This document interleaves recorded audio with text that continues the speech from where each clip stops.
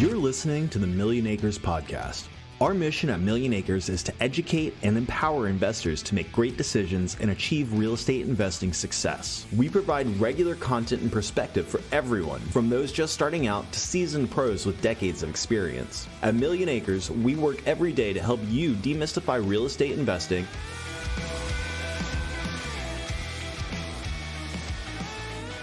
I'm Deidre Willard, an editor at Million Acres, and thank you so much for tuning into the Million Acres podcast. Today I'm here with Jim Netska. He's the director of sales at PointCentral, which is a wholly owned subsidiary of Alarm.com, and he's in charge of leading the short-term rental markets.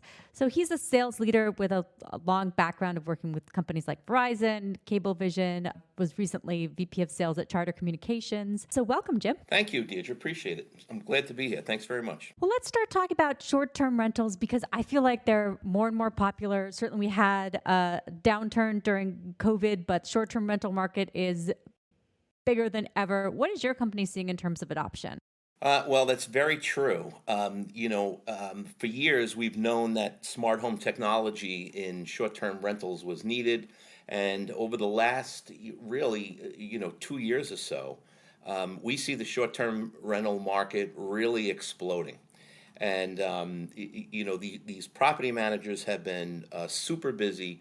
And, of course, once COVID hit, everybody wanted to, get out of a city, get out of their small apartment and, work remotely. So that really, really exploded.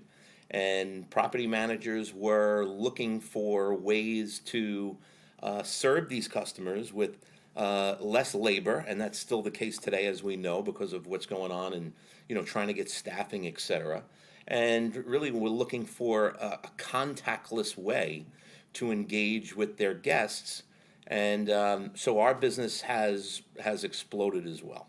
So it's been great for the STR industry, and it's been great for us in the smart home business as well. Contactless is something we've heard a lot about. So what exactly does PointCentral do? What do we do?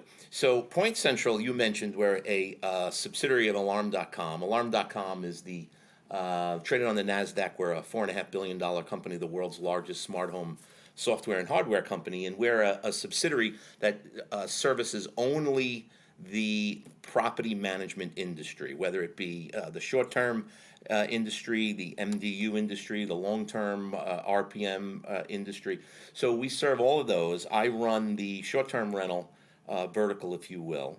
And what we do is we provide an enterprise smart home solution to property managers that manage anywhere from 25 homes to 80,000 homes. We have customers in the small end and the large end, and our solution provides the property manager with operational efficiency that enables them to do a lot more and handle and service a lot more units than they would if they didn't use smart home. And our product protects the assets in that home, including the HVAC system, and also improves the guest experience, which is very, very important to property managers. There was recently a study done by Focusrite that looked at U.S. travelers, people who travel, and who considered a short-term rental but didn't and chose a hotel instead. And a very high percentage, I believe it was 27% of those surveyed, one of the reasons they chose the hotel was they liked the hotel-like amenities, and safety and security was very important to them. So those two things alone is something that companies hire us to implement our smart home devices, which helps solve those problems, gives them those amenities, provides safety and security when people rent, show up at the home and they have a secure lock and they're not wondering how many keys are floating around and who's been in this house or unit prior to them, and gives them a feeling of safety and security. So at a high level, that's what PointCentral does. Interesting that you mentioned that safety and security factor, because I think that is something that certainly in the beginning days of short term rentals with Airbnb, there was a concern about that.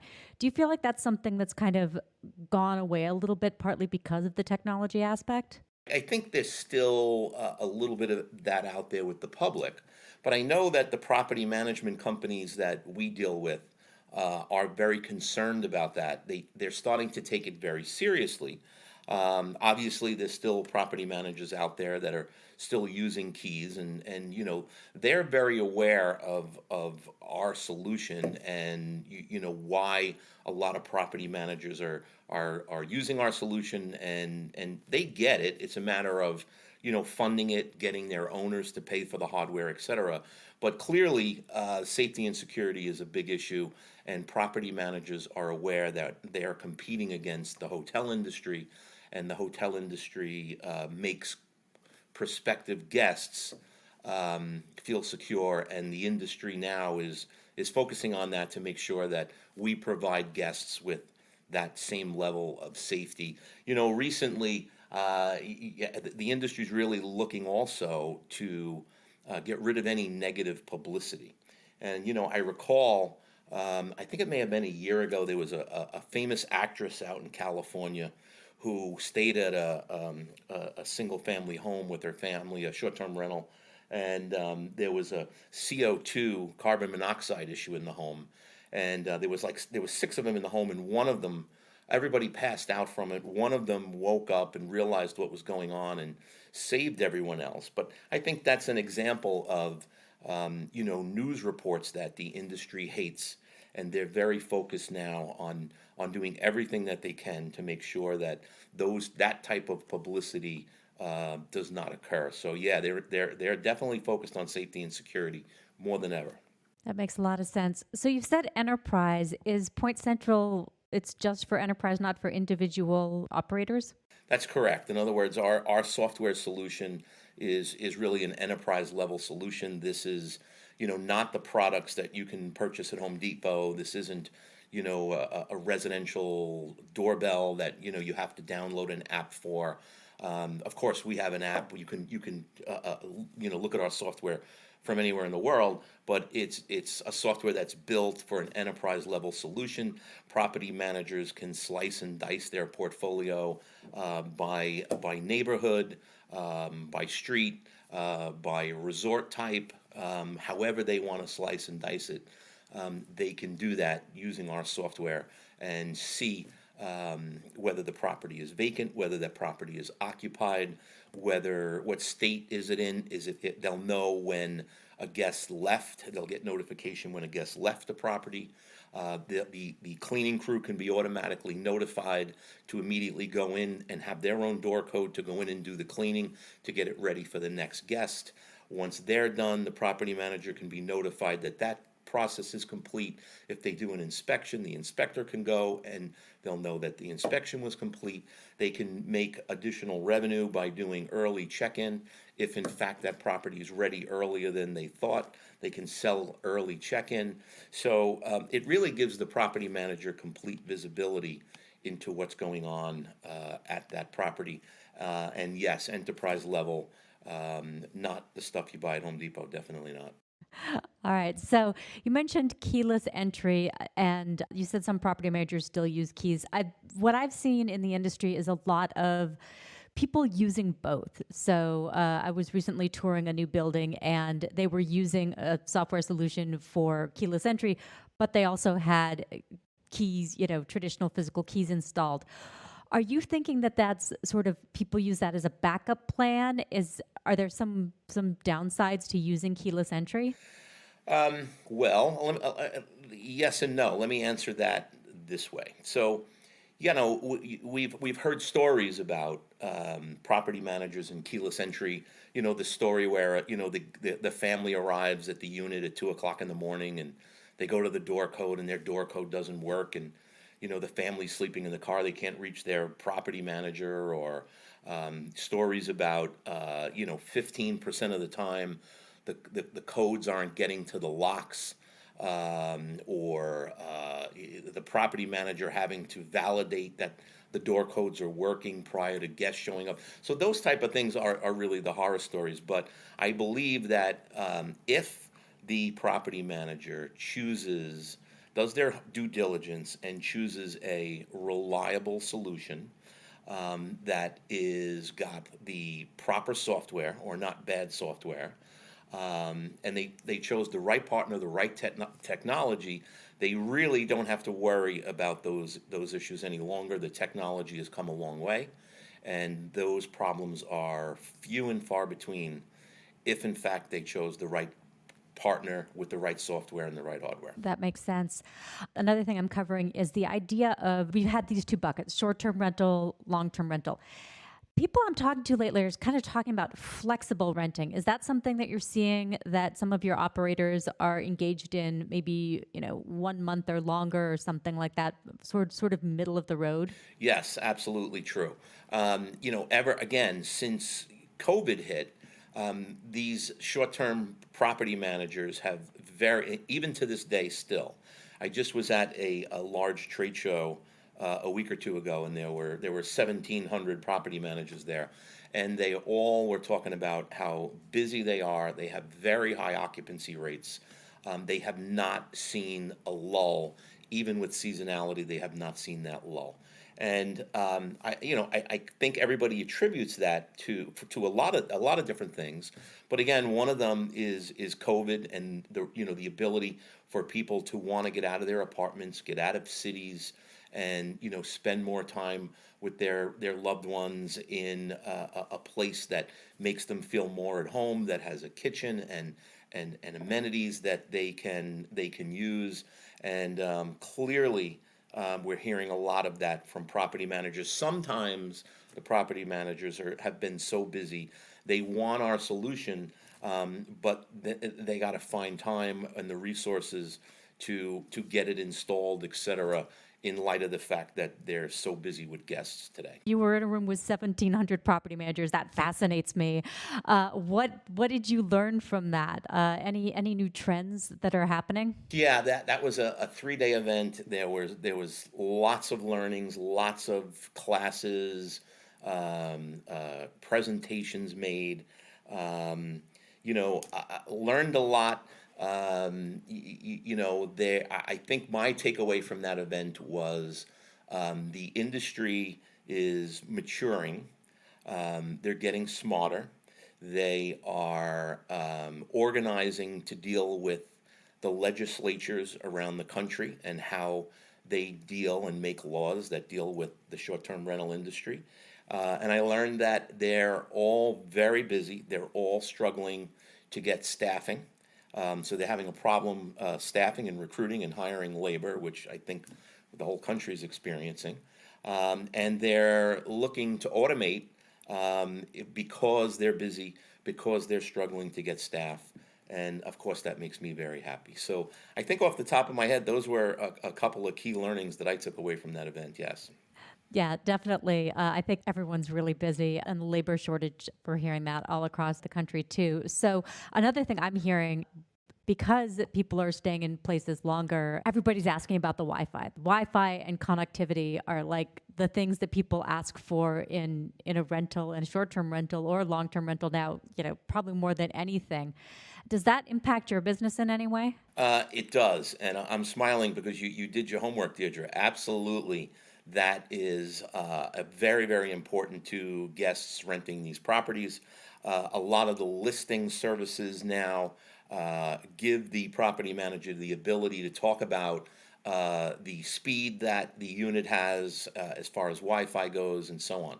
So that is absolutely very, very important to guests that are renting. The other, and of course, people want to, bring their Netflix account, right? They want to bring their TV accounts when they're there, and so again, Wi-Fi really important to them.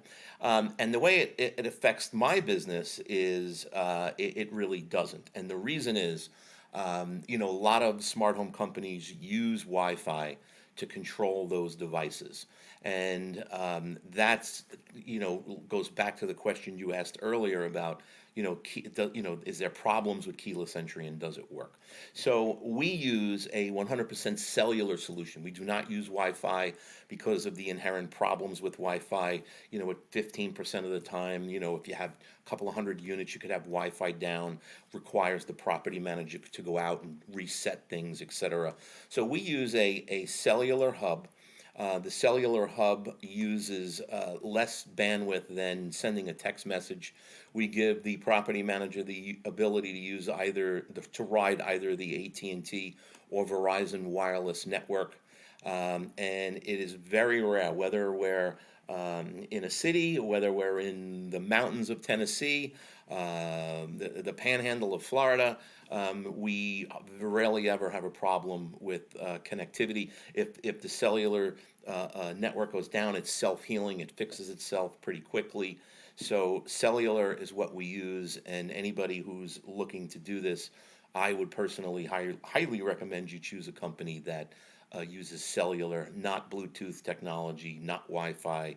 And so really, that's how it affects PointCentral, which it really hasn't. We don't use Wi-Fi. Well, that's kind of an important distinction, because I think that is one of the concerns that people have about technology like this is like, oh, if the Wi-Fi goes down, everything's broken. And so what you're saying is, in order for it not to work, you'd kind of have to have the cellular networks go down, which really does not happen, and those networks are very, very reliable.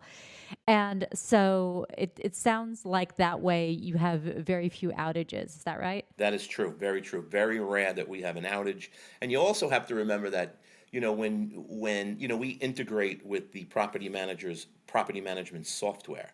So when you're a guest, your reservation is due to start Sunday at 11 a.m.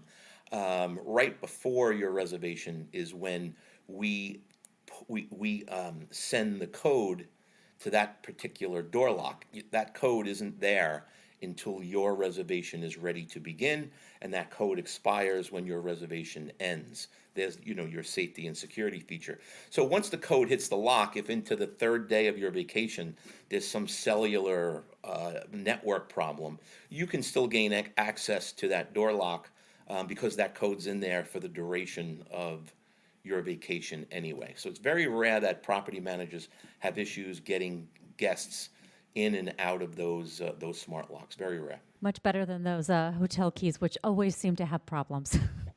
That's for sure. All right, let's take a quick break here. Like what you're hearing? Get more real estate investing news and advice from Millionacres on Instagram at Millionacres and on Twitter at Millionacres_co. Some of our listeners are undoubtedly among the fortunate group sitting on piles of valuable tech stock. If you're one of them, listen up. Urban Catalyst could help you with your tax bill when it comes time to sell. Urban Catalyst is the premier qualified opportunity zone fund based in Silicon Valley. And if you meet investors' qualifications and invest in a qualified opportunity zone fund, you could potentially get big tax breaks. Here's how it works. When you go to sell your stock, you will likely generate a large capital gains tax bill, which means Uncle Sam may want to take a large chunk of it. If you're not keen on sending all that money to the U.S. Treasury, Opportunity Zone funds like Urban Catalyst can help you shield those gains. And Urban Catalyst isn't just any Opportunity Zone fund. Forbes magazine and the Sorensen Impact Center ranked Urban Catalyst one of the top 20 OZ funds in the country. Don't wait too long. If you invest before the end of this year, you may not only defer capital gains taxes, but you also may be able to reduce your capital gains by 10%. And as an added incentive, if you hold your investment for 10 years, you will likely not have to pay any federal taxes at all on those gains. And it's not just stock sales. Capital gains from real estate sales, selling your business, or even a big crypto sale, these types of capital gains can all get potentially favorable tax treatment by investing in an Opportunity Zone fund. Urban Catalyst focuses on development in downtown San Jose, an area prime for growth and revitalization. You can learn more about the fund and the numerous development projects underway by visiting urbancatalyst.com/millionacres. But keep an eye on your calendar. You only have 180 days after your capital gains event to invest in an Opportunity Zone program. So visit urbancatalyst.com/millionacres today. I'm back with Jim Netska, and we're talking about short-term rentals and short-term rental technology. So one of the things I'm kind of fascinated about right now is sensors in larger buildings for things like air quality. Certainly, I learned more about HVAC during the pandemic and I think we all did. Is that something that matters in short-term rentals too? Are you looking at different sensors for things like water leaks, air quality, that sort of thing? Yes, we sell a lot of sensors to property managers. We don't have an air quality sensor. That's more on the HVAC side of things. But we do sell a lot of sensors like you mentioned water sensor. That's an inexpensive device that a lot of property managers use. They put this device behind the washing machine, in the pan of the hot water heater, for an example, and it detects any level of moisture, sends an alert to the property manager, and if the property manager wanted to, they could even buy a device that would then automatically shut off. It connects to the water main to the home and could shut off the water to the entire house. So you would imagine, if a washing machine hose blew and ran for a few hours, the extensive damage that could cause, and the people are on vacation, that's obviously a big problem. So the water sensors work really well, and property managers love getting those alerts and so on. We also have sensors built into our smart thermostat, and that smart thermostat can detect mold and avoid an expensive mold remediation project if the home is in a warm climate. So that really works well. That thermostat, by the way, property managers use to set high and low temperature limits so that guests can't come into the unit and abuse the system, if you will. We also have door and window sensors that link to that thermostat. So the family who's you can imagine they walk into the home, and what's the first thing families do? They walk in and they're on the beach and they crank the air condition down to 60, and they open that beautiful sliding glass door, and the ocean's right there, and the AC unit is running all day long and potentially freezing up. So those sensors also work that way, where the property manager can program the sensor so that after 15, 20 minutes, whatever they decide, if that sliding glass door is left open, it shuts down the AC unit, and we have little stickers that go on the door window to let the guests know that will occur. So there's sensors that work that way. And then also the other sensor we're working on deploying now is a noise sensor, which also is very, very important. As you would imagine, you've seen articles about local communities not happy with a short-term rental in the neighborhood because of parties and noise and so on. So again, that's a concern of property managers today, and they want devices and tools that enable them to be able to control that, so it doesn't cost them fines, etc., disturbing the peace in the neighborhood and things like that. So those are some of the sensors that property managers are buying from us today that they love. Yeah, it definitely makes sense. It brings up the point of the way that sometimes people treat short-term rentals. And, it's sort of, in the beginning, I think that short-term rentals, people tended to treat them like houses. But now that the line between hotels and short-term rentals is blurred, you get more people treating a short-term rental kind of like a hotel room, and maybe not as respectfully as they should. So I had a question about the noise sensors, because that's a huge issue. Like you said, the party houses and things like that. Does that work within multifamily short-term rentals where you could have individual noise sensors for each unit? Correct. That's exactly how it would work, yes. So then you could see perhaps if one unit was maybe being too loud and perhaps disturbing the peace of other guests, and sort of cut that off before it becomes an issue? Exactly. There would be a unit put in each unit in an MDU environment, and it detects noise decibel. And if the noise decibel is too loud, the property manager will be notified, and then the property manager would make a phone call to that guest and talk about what's going on, and in the agreement, you weren't allowed to have X number of people, that type of thing. Explain the local ordinances in town and, work to shut that down. Or charge the person money if they refuse to do so. There's a lot of different ways that property managers handle that, but it absolutely is something that they're very concerned about and want to take action on. This is fascinating to me because it does kind of dovetail into privacy concerns. There's been a lot of talk lately about cameras in short-term rentals to kind of make sure that everything is safe, but then the people are worried about privacy. It's this really tough thing to balance. I feel like sensors maybe are in kind of a different area because they're not necessarily monitoring the people, they're more monitoring the behavior. How is your company thinking about that kind of issue right now? Yeah, I would agree with you. It's definitely a sensitive issue. And it's definitely of concern, top of mind to property managers. So, clearly we sell a large variety of indoor and outdoor cameras, being part of Alarm.com. But at Central, we only sell in the short-term industry. We only sell outdoor cameras. We won't sell an indoor camera to a short-term rental property manager. But the indoor cameras, we really don't push those cameras at all. We don't bring it up. If a property manager wants it, we'll try to discourage them from buying one from us. But if they do want one, we will sell it to them and give them, our view and our opinion of how it should be used. They're smart people; they get it, but we tell them anyway. Our legal department is constantly reviewing our privacy policy on cameras, etc. But it is definitely a challenge for property managers. I mean, I talked to one the other day out in California. I forget where in California, but the city has a rule. Believe it or not, I think the rule was that you can't be in the pool after 10 p.m. So the property managers, how are they going to control making sure people aren't in that pool after 10 p.m., right? So they're thinking of an outdoor camera, but I don't think, the other problem there is, guests aren't really going to want to know that a property manager is looking at them while they're enjoying the pool together. So, it's a problem, it's a challenge. They want to sometimes put the cameras in the driveway to see the number of cars that are there. But, it's an issue.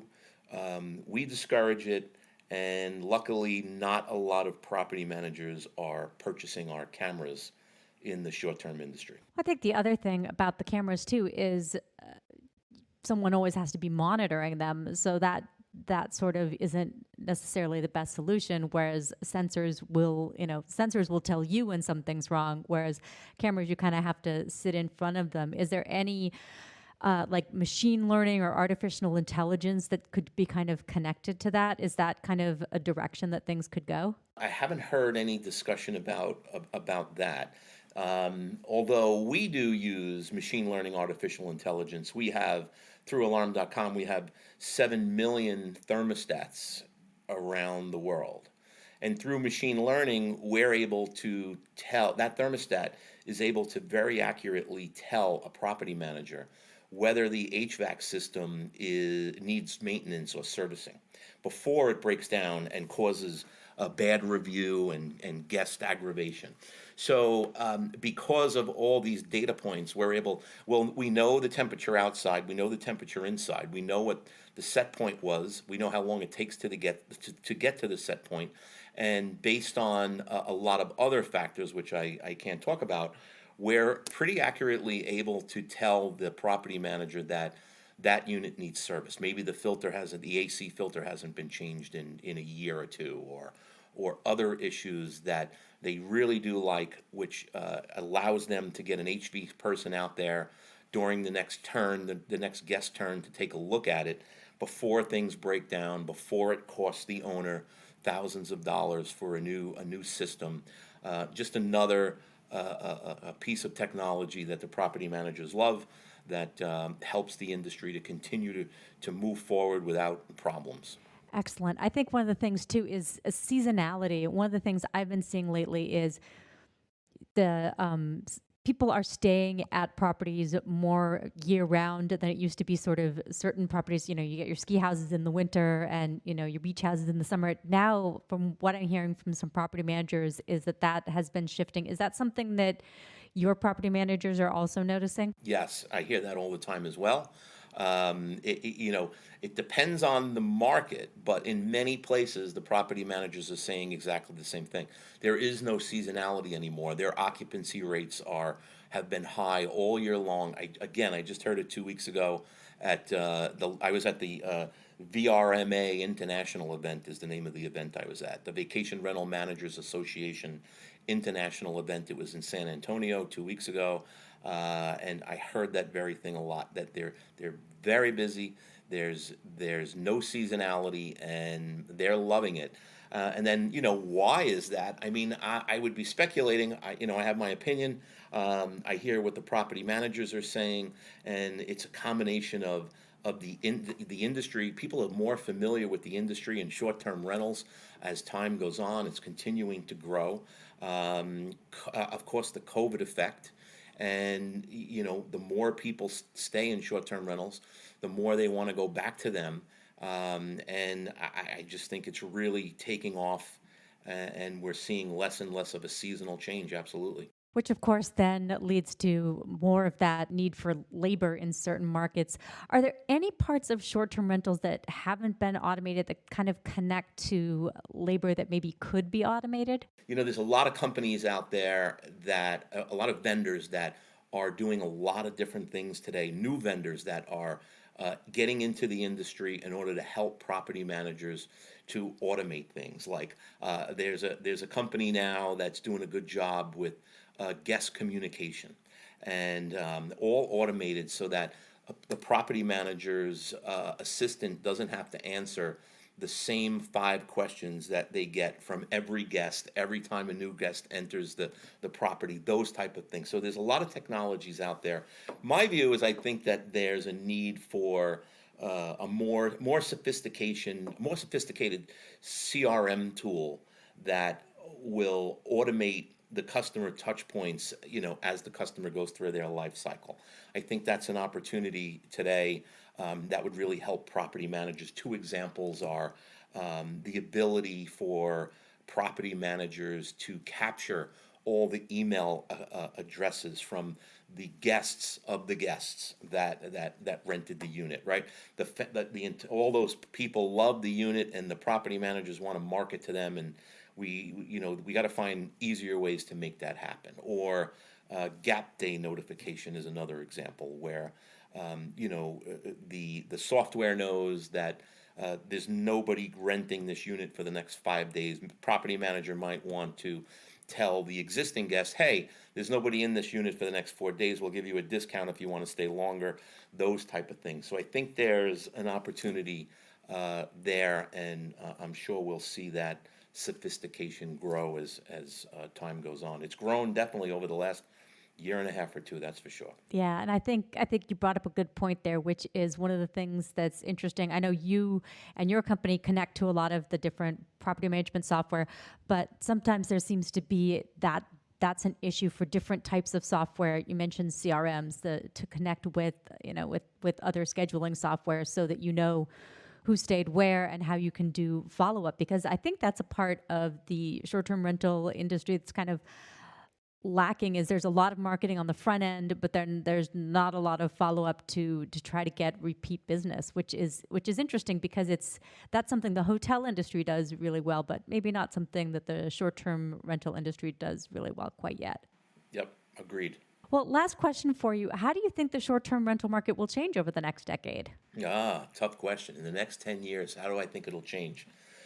I think 2 ways. My guess, based on what I'm seeing today, I think there's going to be continued consolidation by large companies that have a lot of venture capital money behind them and are buying up lots of these smaller property management companies. So these property managers out there today that are managing 200, 300, 500 doors, it seems like they're being bought by these large companies. And these large companies are, they have their way of running their business, and they bring these additional units in and bring them into the fold, and it's growing very, very fast today. So I think in 10 years there'll be a handful of very large players in the vacation industry. And then number two, I think in 10 years, I think that we'll see more state and local government regulation on the industry, especially as it grows and the hotel industry lobbies for their benefit versus the short-term vacation industry's benefit. And I think we'll see more of that legislation. And I clearly see the short-term industry now organizing to